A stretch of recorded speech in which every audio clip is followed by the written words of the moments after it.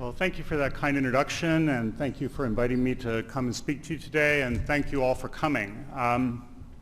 So you can tell that I'm on the academic side of things, but I have been in both worlds. But like Dr. Maida, I work in an academic center, and that seems to be a pretty good fit for me.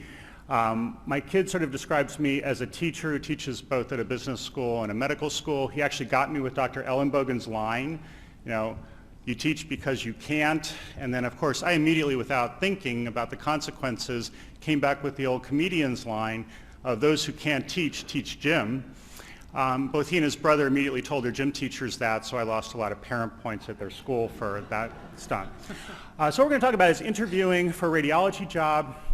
And I'm going to be trying to combine both hats in 20 minutes, and I'm going to give you a very, very compressed, lossy kind of compression view of how what we teach about interviewing at the Wharton School. And this is from the interviewee's perspective.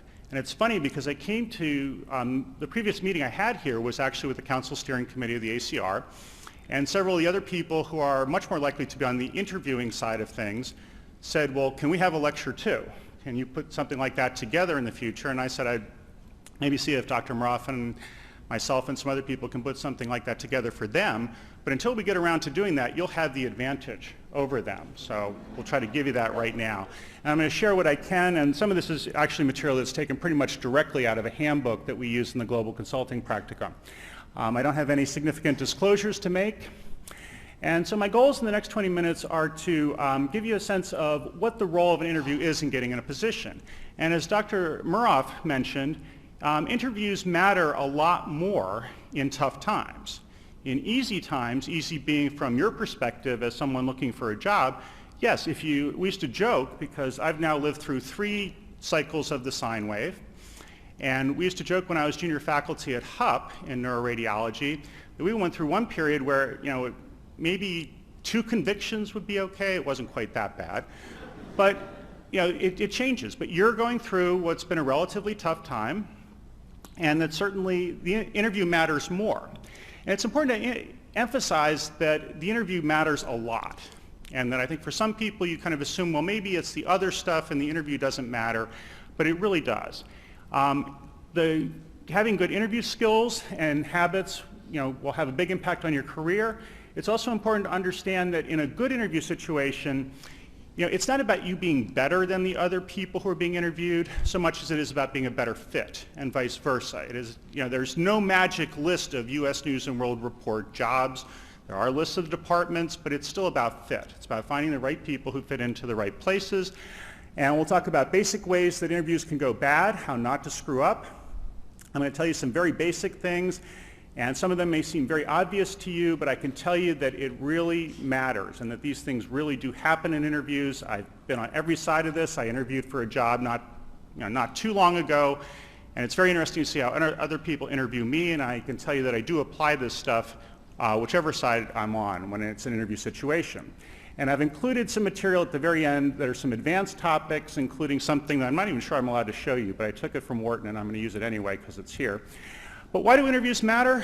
Well, a lot of people look the same on paper, and we're now in the height of the radiology resident interviewing process, and yes, we actually have some people showing up despite some of the national surveys that said people wouldn't be coming, and people look a lot alike on paper.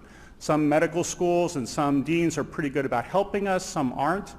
By the time you go through residency and fellowship programs, to put it mildly, sometimes people don't provide a great deal of clarity. They don't say, well, Frank Lexa was a slacker and didn't show up on Wednesdays because he was busy doing something else. It's all sweetness and light, and it's sometimes hard to figure out who's good and who's going to be a good fit. It's not about your grades anymore. This is sort of like making it to the playoffs. Okay, now it's about the next step. You made it so far, you did a good job, but now it's a new game.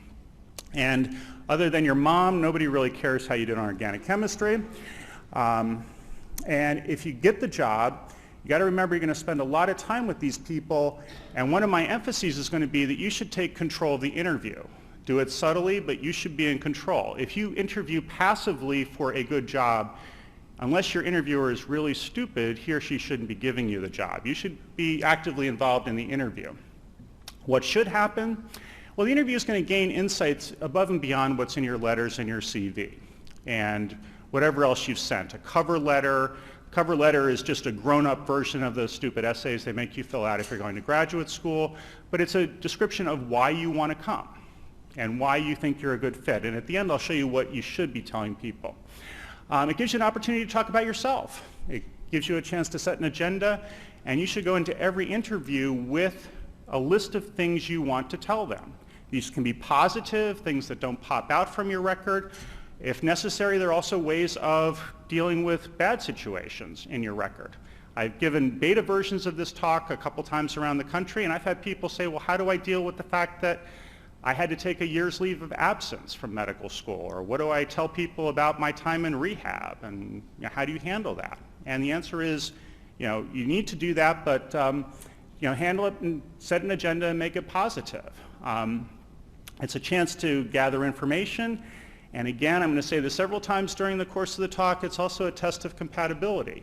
One of the saddest things that we tell people when they come into a fellowship program or they come into a practice or a department is that you're going to be spending more time here than you probably will with your spouse if you're working full-time. And that's kind of a sad thing to think about, but it is an important issue when it comes to things like fit. And we call that the airplane test.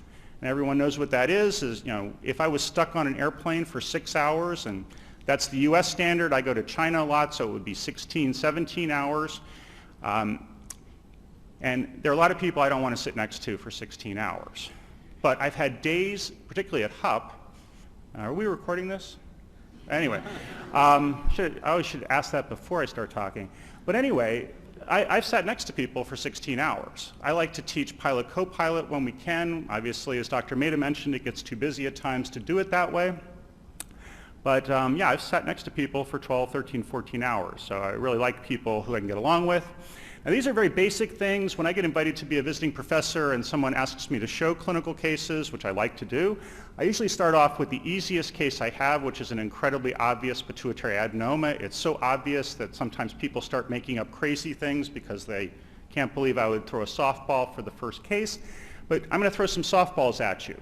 And believe it or not, these are all things, with one exception, that I have seen. These are all things that have come from my Wharton students who have seen these things happen, and it comes from some advice they give the graduating Penn seniors about how to interview for jobs. Don't do your homework on the job or on the people who are going to be talking to you. Arrive late. Don't be polite to the person who set up the interview. In many situations, the person who's the assistant to the chair, he or she is a very powerful person and does get to get the ear of the chair and explain why you were nasty to him or her. Ask your interviewer out. Doesn't happen often enough to me at my age, but this does happen. Don't get dressed up because you'll be uncomfortable. We actually had somebody show up looking like they were going off to a Jimmy Buffett concert afterwards. That's something more important to do on their schedule than visit us. A few other things. Feel free to text or sext if you get bored during the interview. Pick clothes that show up. I'm not kidding. The Wharton students took pictures of some of the people who were going off to interview for investment banks with this sort of stuff going on. That's true for men and women. It's not optional. Don't make eye contact and put your feet up on their desk. Somebody did that to me. The interview was rather short. So what are people looking for? And this is the only slide I have that kind of addresses the debate that was started by the earlier speakers about private practice and academics. And my view on it, having been in both places, is that there's obviously a lot of overlap. But these are things that we are looking for. These are pretty straightforward. And that certainly we want people who are going to work hard, people who are fun, people who are well-rounded, as long as the roundedness doesn't get in the way of the other things. People, when I was in private practice, like to introduce me as, well, Frank's a pilot and he likes to fly airplanes, because I guess they thought that was more interesting than the other things I was doing, but made me seem a little more well-rounded than the neurogeek that I really am. But when you go into academics, it's these things plus some other things, because as you heard, there's a triad, there is a mission, there are things that make academics different, and certainly the ability to teach, not just a desire to teach. You need to have the desire, but you also need to have the ability. And one without the other is usually a bad thing. And academic potential. And in many cases now, when you're applying for the jobs, you also have to have proof of that. You actually have to have something published. Increasingly in a tight job market, we've seen places where even for the junior faculty, you've got to have a grant record before you even start. So, it ups the ante. When the sine wave goes around, then maybe, again, just having a pulse will be enough to get a job at some places, but this is where we are right now. Now, bad questions to ask your interviewer, again, it's a two-way street, but I have been asked all of these questions, except number 5. But for some reason, that's been asked, our chief resident has gotten that more than once. It's an interesting thing to ask. The answer in our place is no. And when somebody asks me how the weather is here, and they're sitting there with a phone that has the weather stuff on it, I sort of said, do I look like a weatherman? Because weathermen would have much better hair than I do. But these are bad questions because they're not asking, you're not showing that you're intelligent, you're not showing that you're engaged.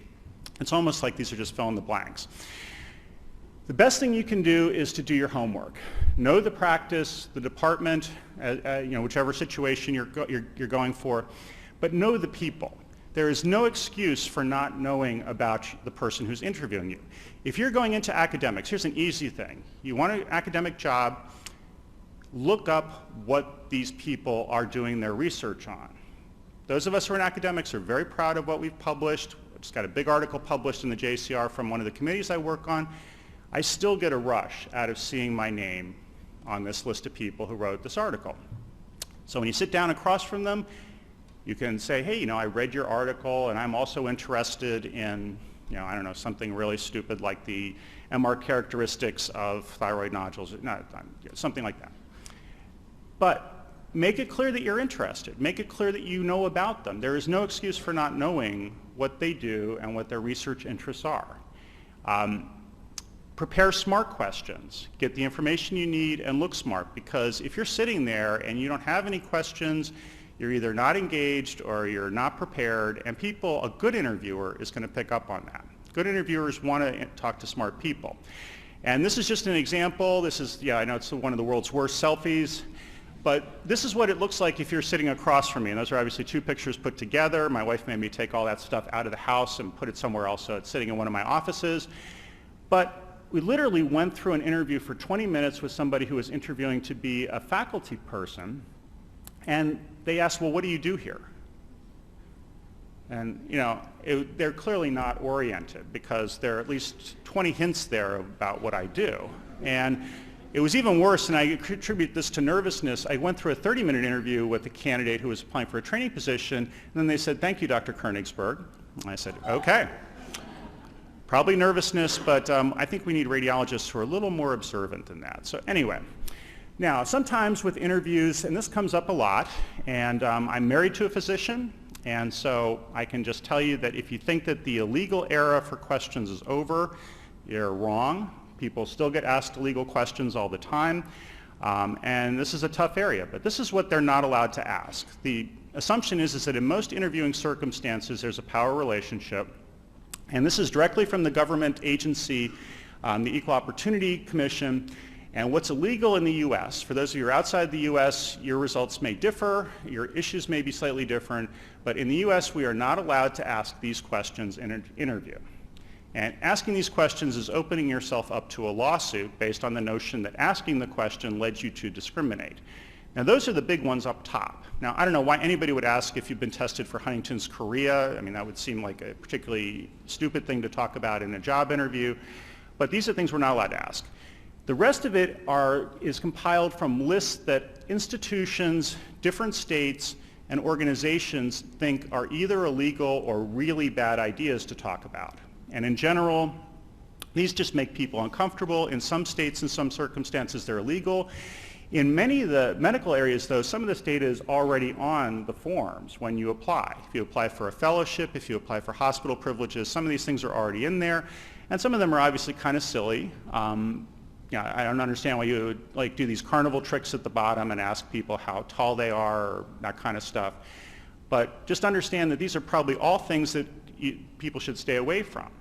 And if somebody asks you one of these questions, just gently try to push them away. Because sometimes people will ask, and my wife got asked some of these kinds of questions, where instead of asking her, are you planning on having children? When are you planning on having children? Are you pregnant?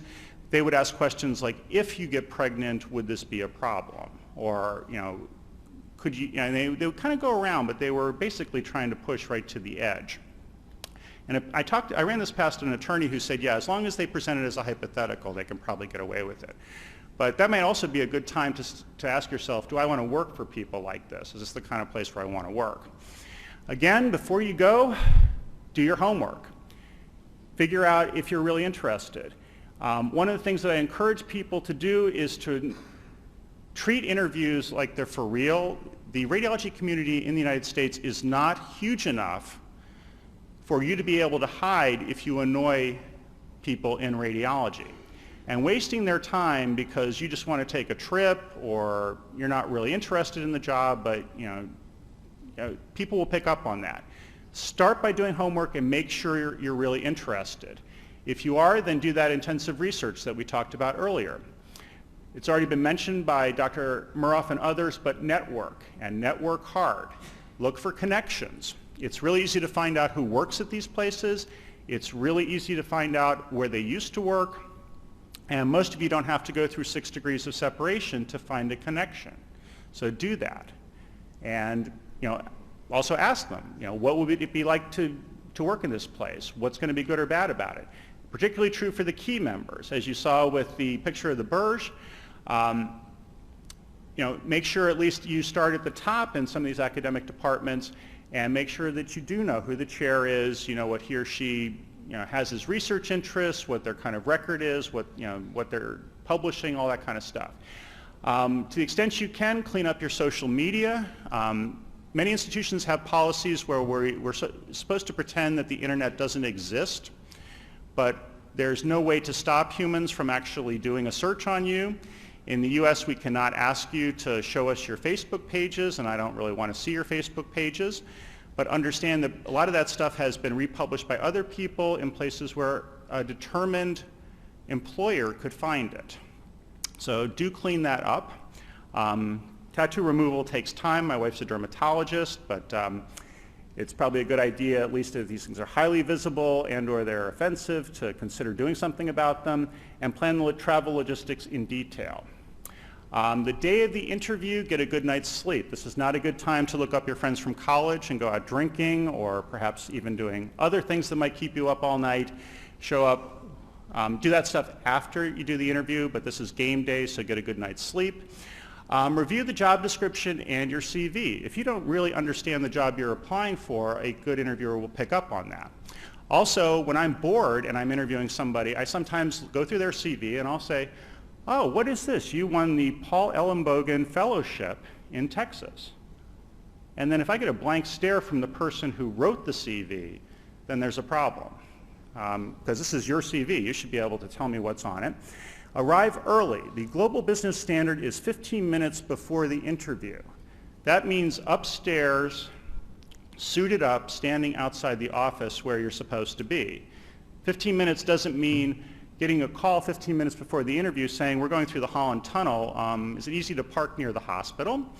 All of you have worked in hospitals and you know that they have the worst elevators on the planet. So if your interview happens to be in one of the chairs who actually has a room with a great daylight view of the world and they're 15 floors up, make sure you're up there, ready to go.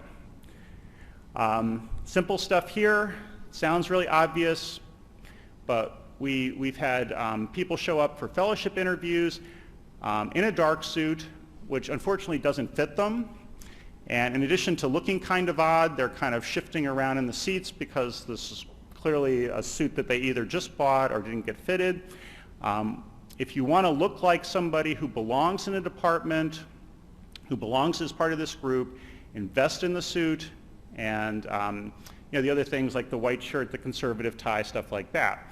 Now when I give the speech at Wharton, and this is a picture of one of my best teams, this is my team from 2 years ago, I realized that what I just told you makes it sound like everybody in the world should dress like a London banker. And this is a really good team. These people actually are represent 5 different countries, tremendous life experience, high-performing team. And yeah, the clothes, they all look like London bankers. And so some of the Bolsheviks at the other part of our university, or I should call them neo-Bolsheviks, or I guess they prefer to be called progressives, but whoever they are say that this is kind of cultural imperialism and we shouldn't make people dress like this.